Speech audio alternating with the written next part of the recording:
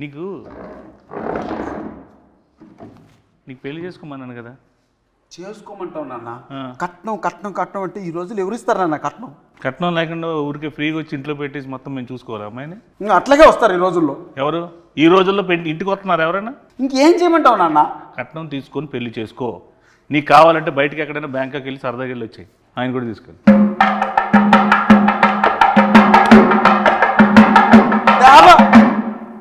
పెళ్లి గారి ప్రసాద్లో మొత్తం టోటల్ పెళ్లి కాకుండా ఉంటాడా రియల్ లైఫ్లో? రియల్ లైఫ్లో అన్న సినిమా వాడు పిల్లని ఇవ్వట్లేదు. ఓహో, అందుకే అబ్బాయిని చేసుకున్నావా? నాన్న ఎంత మాట అన్నావు నాన్న. మరి ఇందాక చూస్తుంటే నాకు వారిని అడుగు అంటే ఇద్దరు చేసుకున్నారేమో అనుకున్నాను. అతనేనన్న ఈ స్క్రిప్ట్ రాసింది, కట్నం వారి శాసనాలు కట్నం పెళ్లి గారి ప్రసాదం చేసింది అతనేనన్న. డైరెక్టర్ ఆయన. ఈ రోజుల్లో బాంబే స్టైల్ అదే, ఏం పర్లేదు. అదే అన్న అది కాదు నాన్న, అతను డైరెక్టరు, అతను కూడా పెళ్లి కాలేదు, అతను కూడా ఏదైనా సంబంధం చూస్తావేమో అని తీసుకొచ్చా. ఏమండి, నువ్వే ఒక ఫాదర్ అయితే పెళ్లి చేసుకుని కట్నం లేకుండా ఒక అమ్మాయిని తీసుకొస్తే రేపొద్దున అడిగేవని అయితే ఎవరు చూస్తారు? ఎవరిది బాధ్యత? What is the security?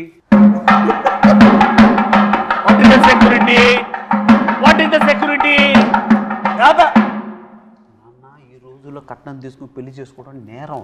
ఎవడు చెప్పాడు? మీడియా చూస్తుంది. అలా తీసుకోకుండా నువ్వు నేరం అంటున్నావు. అది తీసుకోకపోతే నా దృష్టిలో ఘోరం. కట్నం కోసం ఏం చేస్తావు? కట్నంతో ఏవో నేను సామాజిక సేవ చేస్తా, నీలాంటి పెళ్ళిళ్ళు 100 చేస్తా, ఓ పెద్ద ఫంక్షన్ హాల్ పెడతా, అందులో పెద్ద పెద్ద ఈవెంట్లు పెట్టి నువ్వు ఇచ్చిన డబ్బులతో నేను పెళ్ళిళ్ళు చేస్తా. నీకెందుకు? నువ్వు ఫస్ట్ కట్నం తీసుకో. నాన్న సమాజ సేవ చేసుకోవడానికి కట్నం చేయాలన్నా కష్టపడి సంపాదించి ఆ డబ్బులు తెచ్చేద్దానన్న సమాజ సేవ. పాత సినిమాల్లో పావలా తీసుకొని కోటీశ్వరులు అయిపోవడాలు, ఒక సాంగ్లో పెద్దోళ్ళు అయిపోవడాలు, ఒక సాంగ్లో ఇల్లు అన్ని చేసేసుకోవడాలు అన్ని సినిమాలు అవుతాయి. ఇక్కడ అవ్వవు. రియల్ ప్రాక్టికల్గా ఆలోచించు. కట్నం తీసుకో, హ్యాపీగా ఉండు. నీకు అంత ఎంజాయ్ చేయాలనుకుంటే నువ్వు వెళ్ళు బయటకు, ప్యారిస్ ఇట్లా ఎక్కడికి. కట్నం ఇవ్వరు నాన్న.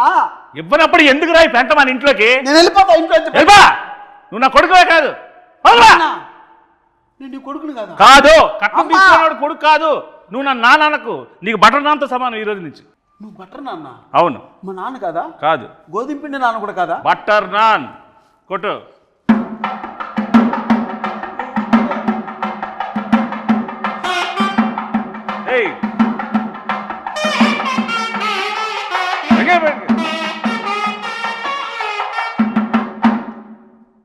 ఇప్పటికైనా అర్థమైందా? వాళ్ళు కూడా సింబాలిక్గా సౌండ్తో చెప్తున్నారు, కట్నం తీసుకోరా జీవితంలో బాగుపడతావు. కట్నం తీసుకోకపోతే నీ లైఫ్ ఏమో తెలుసా? ఇలాగ వైలెన్స్గా సైలెన్స్గా ఉంటుంది. అంటే అది కాదు నాన్న, నువ్వు మాత్రం కట్నం తీసుకోలేదు, నన్ను మాత్రం కట్నం తీసుకోమంటున్నావు. బుద్ధి గడ్డి తినే నిన్ను తీసుకోమంటున్నా, నాలాగా నువ్వు అవ్వకుండా ఉండడం కోసం. అన్న ఇక్కడ ఎవరైనా కట్నం తీసుకున్నానన్నా? నువ్వు తీసుకున్నావు కట్నం? ఇక్కడ ఉన్న వాళ్ళందరూ వీడితో పాటు పెళ్లి చేసుకుంటారా? పెళ్లి నువ్వు ఒక్కడో చేసుకున్నావు కదా. వాళ్ళకంతా ఆల్రెడీ పెళ్ళి అయిపోయినాయి నాన్న. మరి నీకు వాళ్ళతో ఎందుకు గోల? కొట్టు.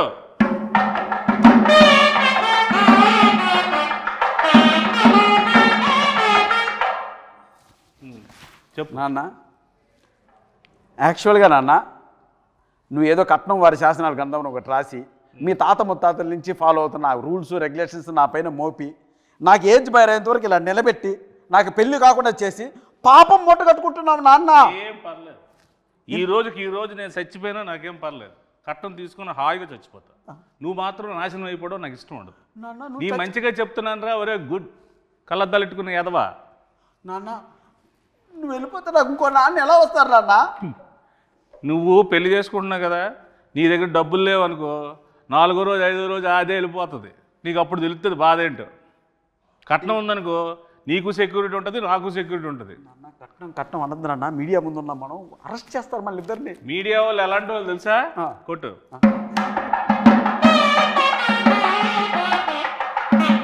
వాళ్ళకన్నీ తెలుసురా బాబు. నువ్వు చెప్పినవన్నీ వాళ్ళు ఏం కథలు వినరు. వాళ్ళకన్నీ ప్రాక్టికాలిటీస్ తెలుసు. సార్ నా సంగతి అలా ఉంచుకొని డైరెక్టర్ కూడా పెళ్లి కావాలంటే ఎందుకు అడగ అతను? నువ్వు ముందు చేసుకుని ఆయన ఆ చేసుకున్న దాంట్లో 4-5 పాయింట్లు ఉంటాయి కదా, అవి అడిగి చెప్పు. అందులో ఒక పాయింట్ అయినా కనెక్ట్ అయితే పెళ్లి చేసుకుంటాడు. ఎన్ని పాయింట్లు ఏం చెప్పినా సరే కట్నం మాత్రం స్ట్రెస్ చేసి మరీ చెప్పు. అసలుకే మతిమరుపు ఎక్కువ ఈ క్యాండిడేట్కి. కొట్టు.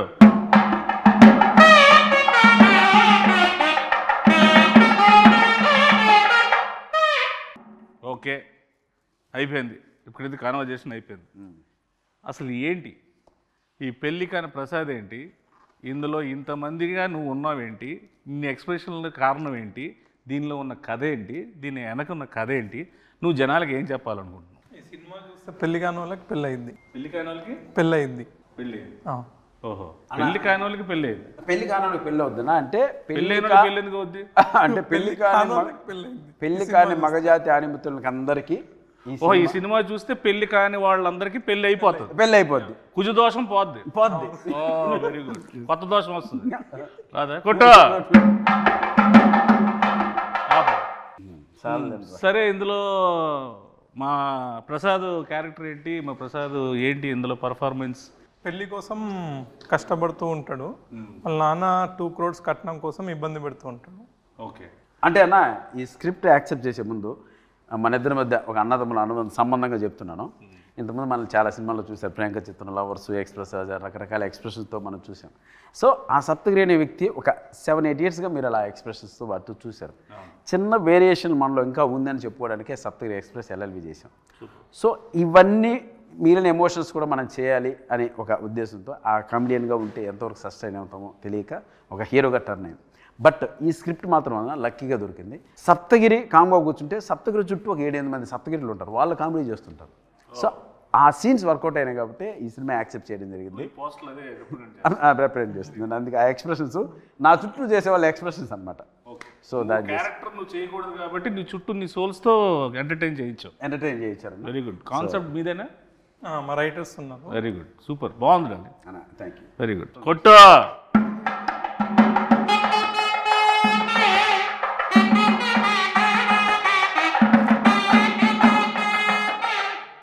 ఇది మన అంటే మాకు మాతృ సంస్థ లాంటిది వెంకటేశ్వర క్రియేషన్స్, దిల్రాజ్ గారిది. సో ఎస్విసికి నీకు ముందు నుంచి ఎలాగ ఇది ఏంటి దీన్ని? నేను ఒక అసిస్టెంట్ డైరెక్టర్గా ఆర్టిస్ట్గా బ్రాండ్ బ్రాటప్ మనకు జరిగింది ఎస్విసిలో. ఓకే, బొమ్మరిల్లు కావచ్చు, పరుగు కావచ్చు, ఇది అంటే అది నాకు మాతృ సంస్థ.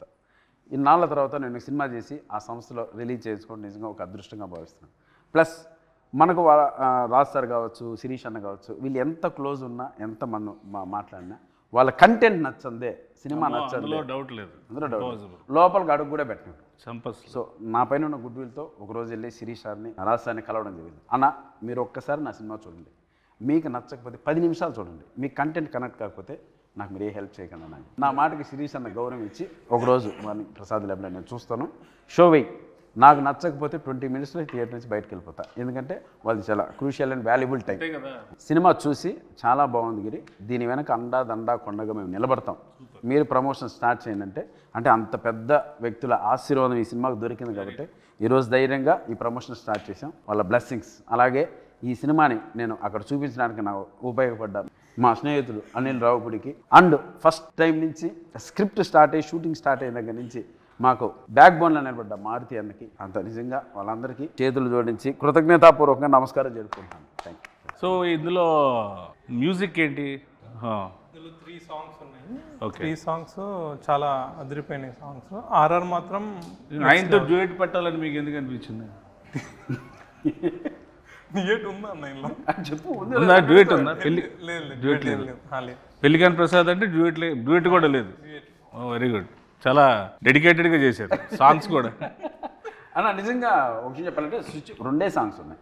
ఒకటి చిన్న బిట్ సాంగ్, 2 సిచ్యువేషనల్ పరంగా వచ్చేది. ఒకటి క్యారెక్టరైజేషన్, పెళ్లిగాని ప్రసాద్ క్యారెక్టరైజేషన్ సంబంధించిన టైటిల్ సాంగ్ ఒకటి, 2 హీరోయిన్ సంబంధించిన అది కూడా సిచ్యువేషనల్ సాంగ్, మాంటేజ్ సాంగ్ ఒకటి. ఇవి 2 చెప్పడం జరిగింది. సో మీతో ఎంటైర్ ఓవరాల్గా మనకు ఫన్ ఎలా జరిగింది ఈ సినిమాలో అన్న దానిపైన కాన్సన్ట్రేట్ చేశారు. డైలాగ్స్ అఖిల్ వర్మ అనే ఒక అబ్బాయి రాశారు. సో నేను ఇంతకుముందు చాలామంది షో కూడా వేశాను, ఒక 20 ఫ్యామిలీ షో వేశాను. ఆ మారుతి అన్న కూడా చూశారు కాబట్టి చూసిన వెంటనే ఆ అబ్బాయి ఎవరో కానీ ఒక మంచి లైఫ్ ఉంది అఖిల్ వర్మకి, కథ ఎవరు రాశారు అన్నారు, లోహిత్ అని ఇంకొక అబ్బాయి రాశారు. సో వీళ్ళు ఈ జనరేషన్ తగ్గట్టు చాలా మంచి కథ రాశారు. ఈ కథను ఎట్టి పరిస్థితుల్లో మిస్ చేసుకోవద్దు, ఈ కథ చేసి ఫస్ట్ కాపీ నా దగ్గర రమ్మని చెప్పారు. సో అదే మాటగా వెళ్ళాను. వెరీ గుడ్ అన్న. సో ఏంటి సార్ ఇప్పుడు ఈ పెళ్లికాని ప్రసాద్, నాకైతే ఫాదర్ అండ్ సన్ మధ్యలో రిలేషన్ టీజర్ చూసినాక, ఇంకా ట్రైలర్ రిలీజ్ చేయలేదు. ట్రైలర్లో హీరోయిన్ ఫ్యామిలీ ఒక కథ ఉంటుంది. సో హీరోయిన్ ఫ్యామిలీ నేను టీజర్ చూసినాక ఏంటంటే ఫాదర్ అండ్ సన్ అనేది నాకు కనెక్ట్ అయింది. సో ట్రైలర్లో హీరోయిన్ ఫ్యామిలీ స్టోరీ రివీల్ చేస్తాం. సో హీరోయిన్ ఫ్యామిలీ స్టోరీకి హీరో వాళ్ళ ఫాదర్ స్టోరీకి రెండింటి మధ్యలో నలిగిపోతూ ఉంటాడు అన్న. Okay okay. నువ్వు నలిగిపోతుంటావు బాగా. నన్ను మామూలు నిలబడన్నా పచ్చడి, రోటి పచ్చడి, ఇంకేమన్నా 4-5 పచ్చళ్ళు వేసి ఊరగాయ పెట్టి జాడీలో పెట్టి నలిపి పిసికి బయటికి తీసి ఆ దండె పైన ఆరేస్తారన్న.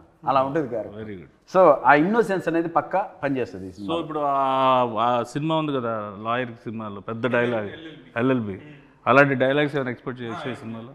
ఇది కంప్లీట్ డిఫరెంట్. ఇది కంప్లీట్ పొడి పొడి డైలాగ్. సెటిల్గా ఉంటుంది క్యారెక్టర్ మొత్తం సెటిల్గా ఉంటుంది. నీతో సెటిల్ అయిపోతాడు. మీ బ్లెస్సింగ్స్. ప్రయత్నం జరగాలి. నీలో ఉన్నది గొప్పతనం ఏంటంటే ఒకటే స్లాబ్ స్టాక్గా వెళ్ళిపోకుండా ఇది డిఫరెంట్గా ఉంటుంది. అది ట్రై చేయడం చాలా గట్స్తో కూడుకున్న విషయం. అట్ ద సేమ్ టైం రాజుగారితో ఒప్పించి ఎస్విసి నుంచి రిలీజ్ చేయడం అనేది నాకు తెలిసి 150% సక్సెస్ అయిపోయింది cinema. Thank you. So I hope డెఫినెట్గా నువ్వు సక్సెస్ అవుతాడాలి. కాకపోతే పాజిటివ్ మాట్లాడుకున్న నెగిటివ్స్ కూడా మాట్లాడుకుందాం మనం ఈ సినిమాలో. సో మీకు ఈ సినిమాలో బాగా నెగిటివ్ అనిపించింది. మనోడు ఎలాగా నెగిటివే, నేను తినేస్తాడు, అది చెయ్యి ఇది చెయ్యి అది చెయ్యి ఇది అది ఇది అని. సో ఏది మీరు కొన్ని ఇలా అనుకున్నాం బెటర్ వేలో అలా వెళ్ళింది అనుకునే పాయింట్స్ ఏమైనా ఉన్నాయి? మలేషియాలో చిన్న ఇన్సిడెంట్ జరిగింది, అది అన్న ఇప్పుడు మలేషియా షూటింగ్ ఫస్ట్ నుంచి మాకు అన్న ఫారిన్ షూటింగ్ ఉంది ఆస్ట్రేలియా. అలా స్వాతి ముత్యం సినిమాలో ఉద్యోగం కోసం కమలాసన్ గారు తిరుగుతుంటారు సోమయాజీ. అలా ఆస్ట్రేలియా సరే ఆస్ట్రేలియా పోతున్నాం కదా, సరే ఓకే అన్నా దుబాయ్. ఏరా ఏం దుబాయ్ ఎందుకని అంటే ఆస్ట్రేలియా బడ్జెట్ సరిపోవట్లేదన్నా అన్నాడు. సరే అన్నా సరే కాంప్రమైజ్ చేస్తా అన్నా దుబాయ్. సరే దుబాయ్ బాయ్ బాయ్ బాయ్ అన్నాడు. సెట్కి వచ్చావు. దుబాయ్ బాయ్ అన్నా మలేషియా. ఆస్ట్రేలియా నుంచి దుబాయ్ నుంచి మలేషియా.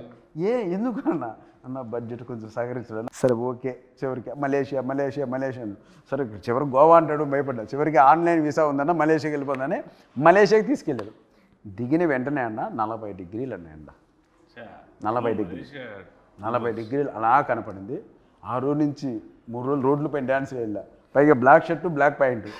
నా వల్ల కాదు అన్నా, నీకు దండం పెడితే వేసేయన్నా అని రాత్రి పోలు బయట తరగతి. అన్నా మలేషియా వచ్చామన్నా, పెరిగిపోయిందన్నా భోజనాల ఖర్చు, ట్రావెల్ ఖర్చు అని. అసలు మామూలు ప్రొడక్షన్ మేనేజర్ ఇంకా అక్కడ డైరెక్టర్ మర్చిపోయింది సాంగు, ఇతను కష్టపడితే సాంగ్ అవుద్ది అలా అన్నాడు. సరే ఓకే నీకోసం కష్టపడతాను షర్ట్ ఇప్పేసి ఒకసారి మలేషియాతో తిరిగా, ఎండకు అలవాటు అవ్వడానికి. నిజంగా షర్ట్ ఇప్పి తిరిగా, ఎండకు ఎదురెళ్ళా. సరే చేద్దాం మనోడు కూడా కష్టపడతాను.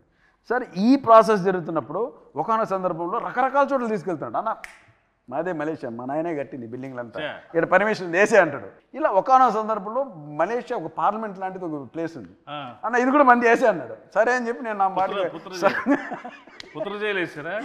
ఒక చోట ఆడ రిస్ట్రిక్షన్ ఉన్న ఏరియా నా పాటుగా డ్యాన్స్ పెట్టే ముందేసి సాంగ్ ఆన్ చేయమను నేను వేసుకుంటాను. నేను అది పెళ్ళి కానీ ప్రసాద్ అని ఇంతవరకు 1 2 3 వినపడుతున్నాయి. కాసేపటికి వినపల్లా తిరిగి ఊరు లేరట్లా.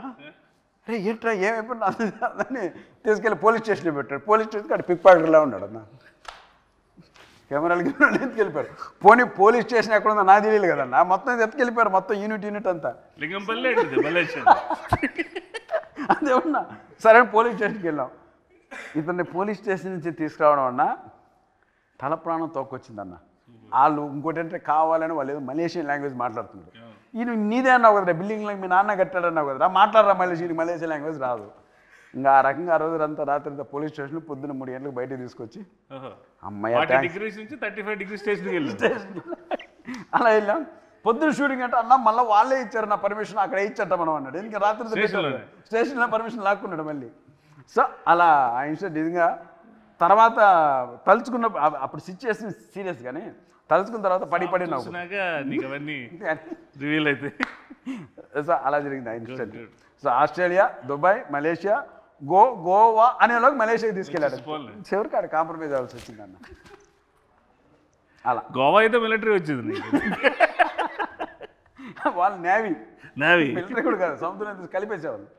అలా జరిగింది కొట్టు.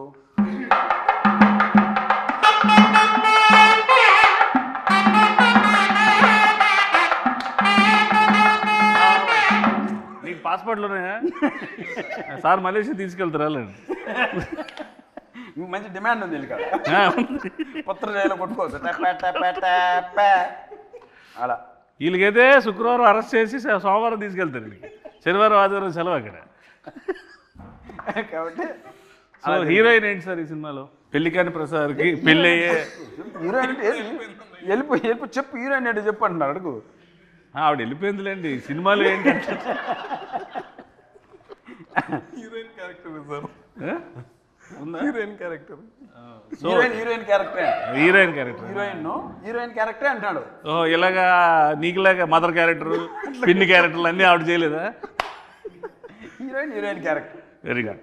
అంటే పెళ్లికాని ప్రసాద్కి హీరోయిన్ ఇంపార్టెన్స్ ఏమైనా ఉండి ఆ ఫీల్ ఏమైనా, పెళ్లికాని ప్రసాద్ కారణం ఏమైనా? పెళ్లిగాని ప్రసాద్, ఆమె పెళ్లిగాని ప్రసాద్ అమ్మ. వాళ్ళ అమ్మ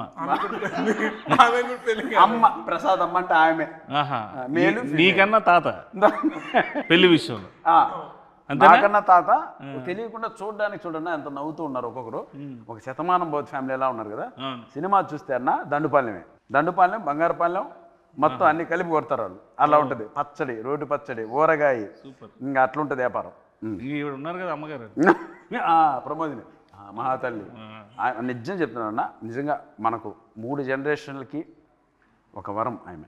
అటు లెజెండ్స్ ఎన్టీఆర్ గారు, నాగేశ్వరరావు గారు, అక్కడి నుంచి తర్వాత చిరంజీవి గారి తరం, ఆ తర్వాత ఈ తరానికి కూడా ఆయన ఉండి ఆ ట్రాన్స్ఫర్మేషన్ ఉంటుంది చూడండి అన్న. అన్నపూర్ణమ్మ గారి స్క్రీన్ మీద షార్ట్లోన ఆఫ్ ద షాట్ కూడా ఆవిడ ఎనర్జీ కానీ ఆవిడ తాలూకా అంతే.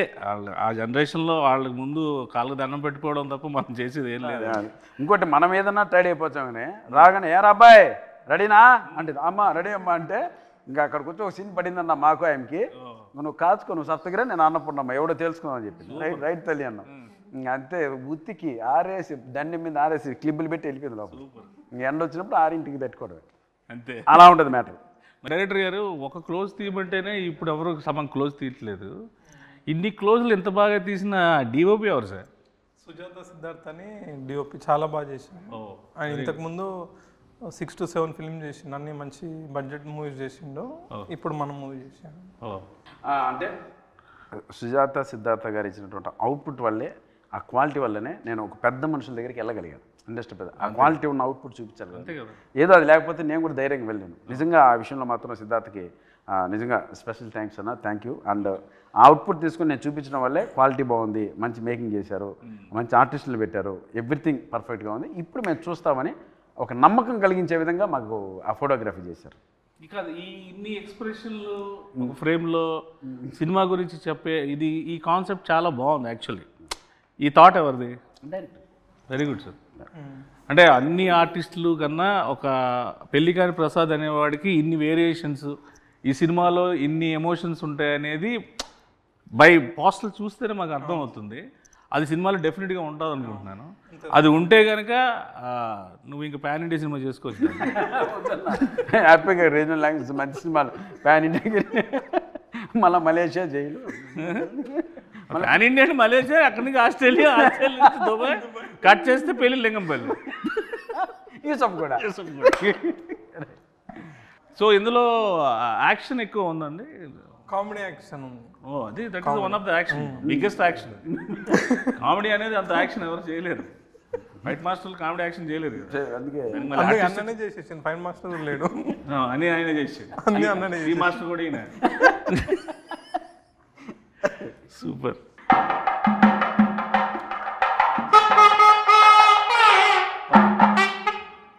ఓవరాల్గా మేము సినిమాకి వచ్చి ఈ సినిమాలో ఈ మన సప్తగిరి అంటే ఈ ఎమోషను, ఎంటర్టైన్మెంటు, ఇవి కాకుండా ప్రత్యేకంగా ఈ సినిమాలో తన నుంచి మేము ఏం ఎక్స్పెక్ట్ చేయొచ్చు అన్న? ఇందాక 5 చెప్పారు కదా, 5 చెప్పండి అన్న.